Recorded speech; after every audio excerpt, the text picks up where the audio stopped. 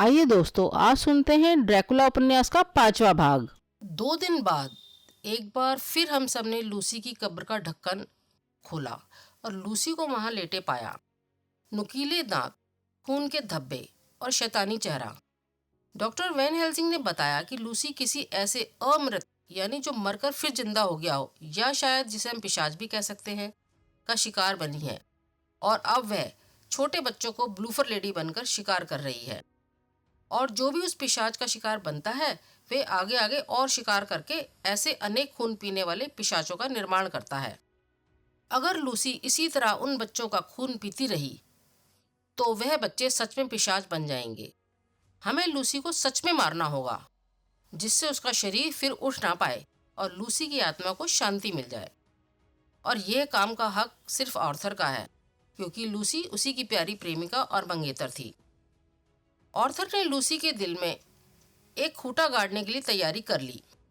Van Helsing और बाकी लोगों ने प्रार्थना की किताब खोल ली और प्रार्थना पढ़नी शुरू की। आर्थर ने खूंटे की नोक को उसके दिल के ऊपर रखा और लूसी की छाती में गाड़ने लगा। आर्थर पूरी ताकत से किले पर हथौड़े से वार कर रहा था। लाश कांपी, ऐंठी और तड़पने लगी। नुकीले दांत भिज गए। लाश के छिदे हुए दिल से खून उबल उबल कर आ रहा था। आर्थर का चेहरा कुछ दृढ़ था। उसे देखकर बाकी सबको भी हिम्मत मिल रही थी और उनकी प्रार्थना की पवित्र आवाजें छोटे से मकबरे में गूंज रही थीं। और अब सब कुछ शांत हो गया। आर्थर के हाथ से हथौड़ा गिर गया। वे लड़खड़ाया। सबने उसे सहारा दिया। हमारी नज़र लूसी की लाश पर गई। उसकी मासूमियत लौट आई थी और नुकीले दांत भी गायब हो गए थे। वैन हेल्सिंग ने आर्थर को बाहर भेज दिया और फिर लूसी के मुंह में लहसुन भरकर उस खूंटे को ऊपर से काट दिया और ताबूत को फिर से बंद कर दिया गया। मकबरे को भी ताला मार दिया गया। बाहर आकर सबने कुछ सुकून की सांस ली।